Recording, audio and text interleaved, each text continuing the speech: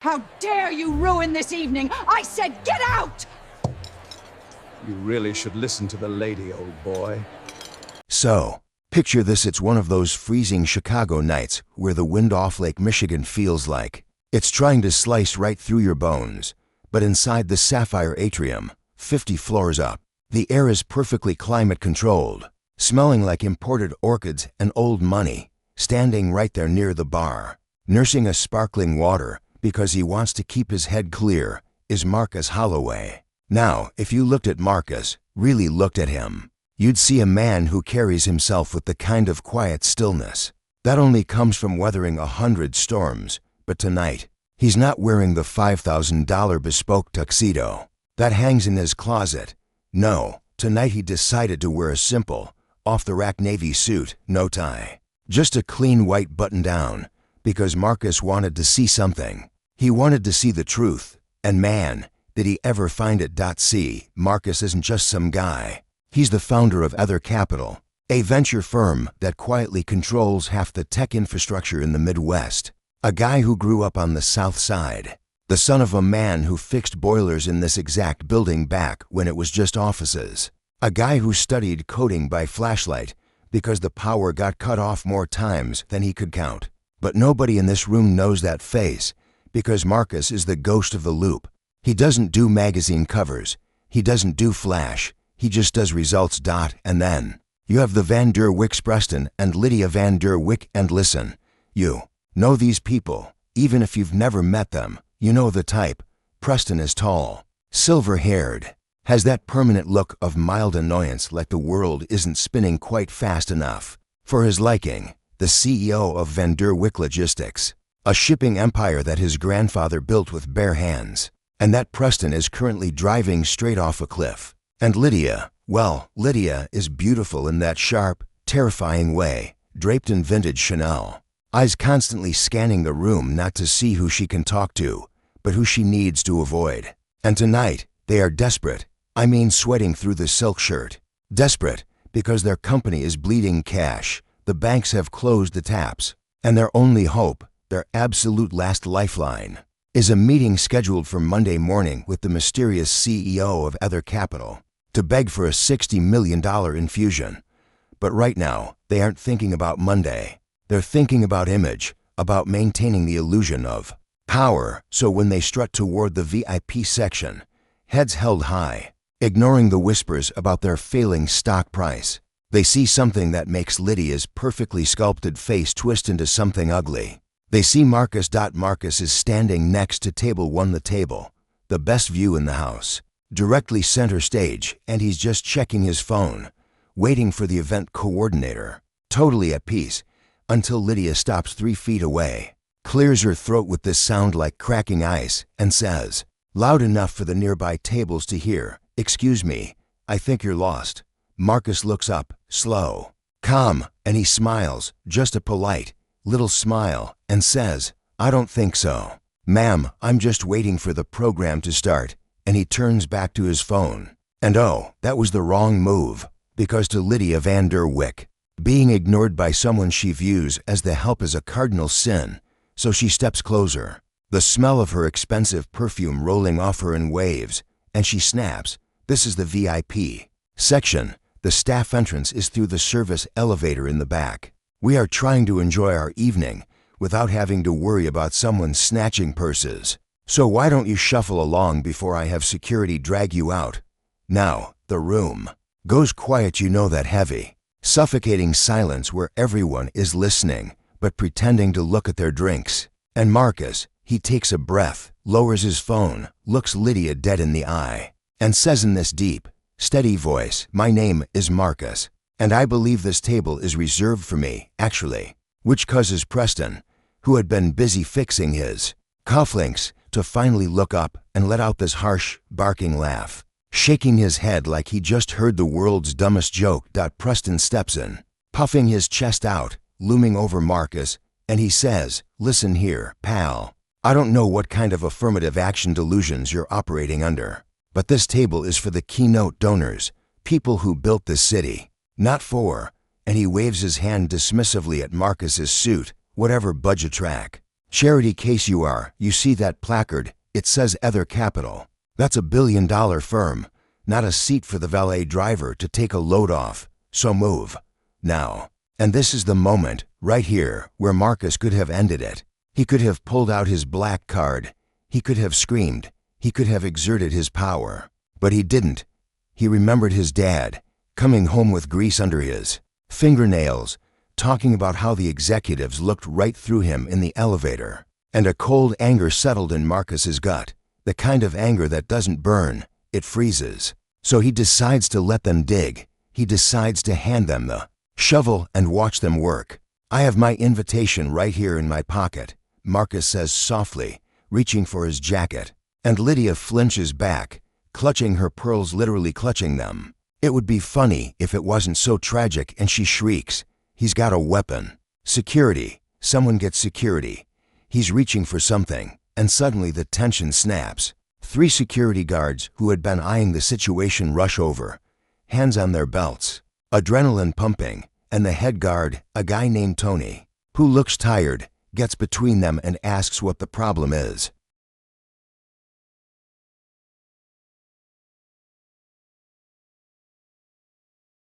The problem, Lydia spits, pointing a manicured finger at Marcus like he's a rabid dog, is that this person is harassing us. He's trespassing in the VIP area, claiming he owns this table, and he reached for a weapon when we asked him to leave. I want him arrested. I want him out of my sight immediately. This is supposed to be an exclusive event. Tony looks at Marcus, and for a second, Marcus sees the apology in the guard's eyes. The recognition of man. I'm just doing my job, and these rich folks are crazy. But Tony has a mortgage and a boss, so he sighs and says, "Sir, do you have a ticket? If not, I'm gonna have to ask you to step aside. We can't have a scene here." And Marcus, maintaining that terrifying composure, slowly pulls out a folded piece of heavy, cream-colored cardstock with gold leaf lettering and hands it to Tony. But before Tony can even read it, Preston snatches it out of the guard's hand. It's a fake. Preston yells, waving the invitation around, his face turning a blotchy red. Look at him. Look at the cheap suit. You think he belongs at a $5,000 plate dinner? He probably fished this out of the trash or printed it at a library. It's pathetic, really. The lengths these people will go to for a free meal. And he crumples the invitation. He actually crumples the gold leaf invitation and tosses it onto the floor at Marcus's feet. The disrespect is so loud it practically echoes. Whispers are rippling through the crowd now. Phones are out. Cameras are recording. The little red lights blinking like eyes in the dark, capturing every second of this. Capturing Lydia's sneer and Preston's arrogance, and Marcus just looks down at the crumpled paper, then back up at Preston and says, very quietly, "You're going to regret that." "The only thing I regret," Lydia hisses, leaning in close, her voice dripping with venom, "is that they let people like you into the lobby at all. It ruins the aesthetic. Now get out. Before we press charges for, I don't know, impersonation, theft. I'm sure you've stolen something." Just then, the crowd parts like the Red Sea, and here comes the event director, Sarah, looking flushed and panicked, breathless because she's been looking for the keynote speaker everywhere. And she sees the security. She sees the Van der Wicks, standing there like conquerors, and she sees Marcus standing calmly in the center of the storm. "Mr. Holloway," she gasps, rushing past Preston like he doesn't even exist, grabbing Marcus's hand with both of hers. "Oh my God, I am so sorry. We were waiting for you in the green room.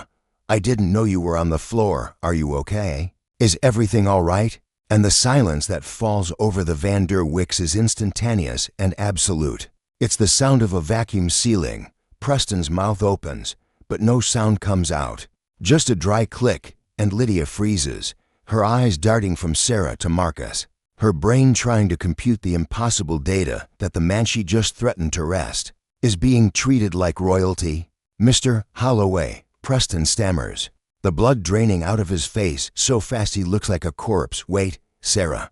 There's a mistake. This man, he's the valet he was claiming to be." "The valet." Sarah turns, and her glare could strip paint off a wall. "Mr. Van der Wick, this is Marcus Holloway, the CEO of Ether Capital."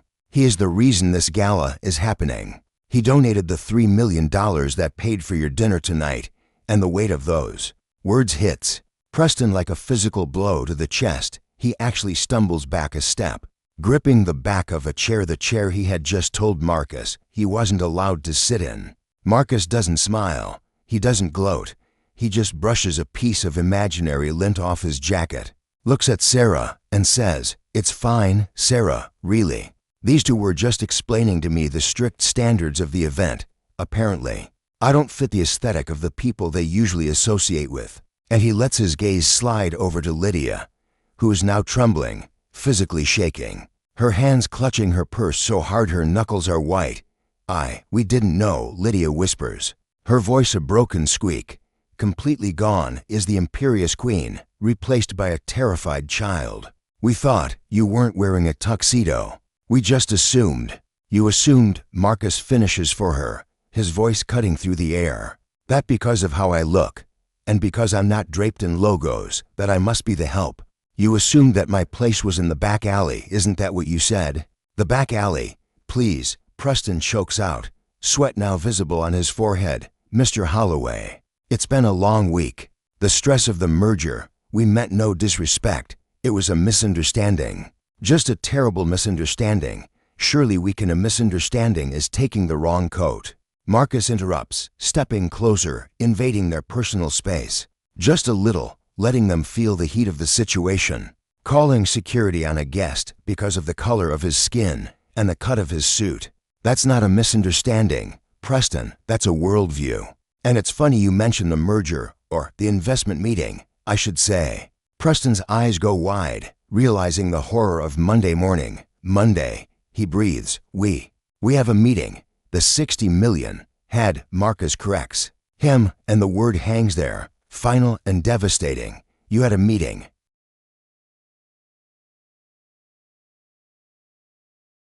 The word head floats in the air between them, heavy and suffocating, and for a solid 10 seconds, nobody breathes. Preston Van Der Wick looks like he's having a cardiac event, his mouth opening and closing like a fish on a dock, while Lydia has gone past pale and turned a shade of gray usually reserved for old statues.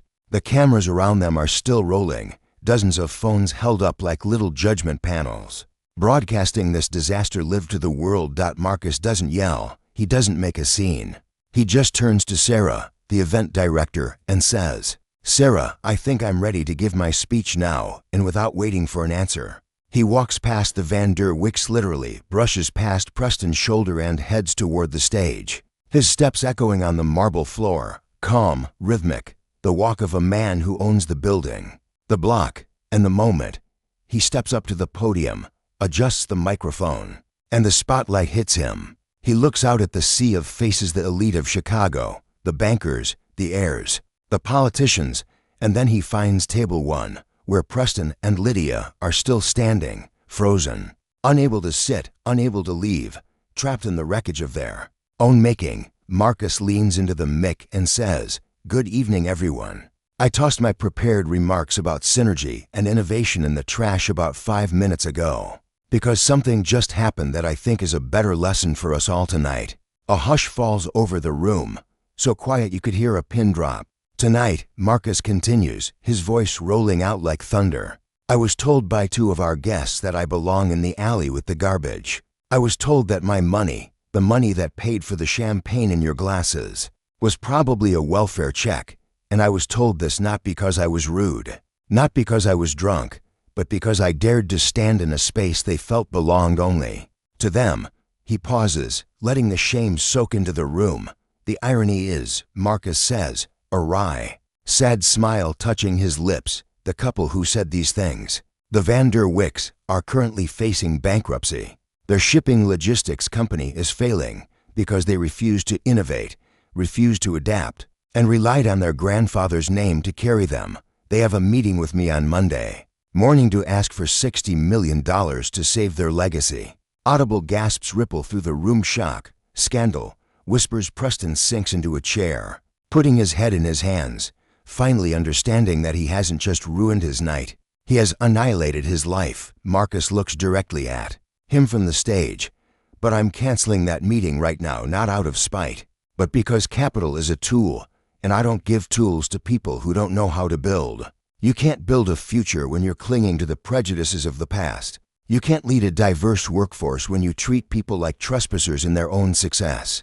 So, Marcus concludes, I'm taking that $60 million, and instead of bailing out a dying company led by people who think they're better than everyone else, I'm launching the Holloway Grant. Starting tonight, we are funding 300 full-ride scholarships and seed capital for entrepreneurs from the South Side, from the West Side, for the kids you ignore, the kids you think belong in the alley, because they are the ones who will build the next Chicago, not you. The room erupts, not just polite applause, but a roar, a standing ovation from the younger crowd, from the servers standing in the shadows, from the people who know exactly what it feels like to be looked down on. Marcus walks off the stage, and he doesn't even look at the Van der Wicks again.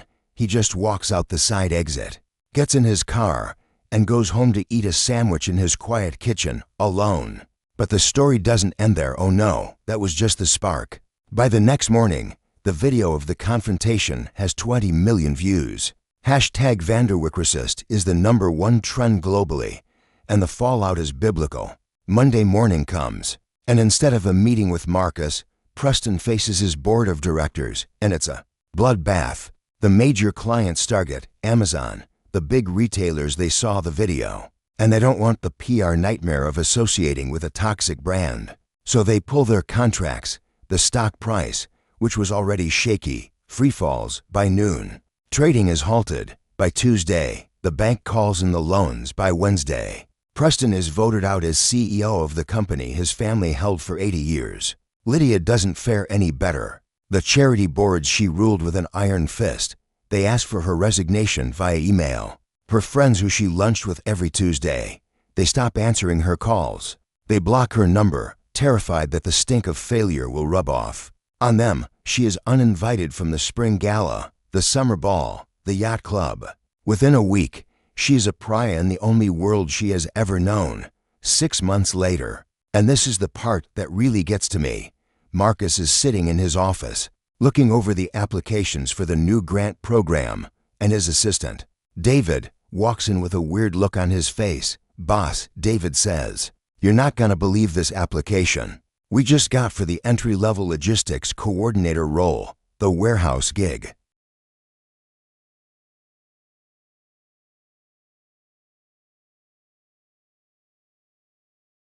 Marcus takes the file, opens it, and stares at the photo clipped to the resume.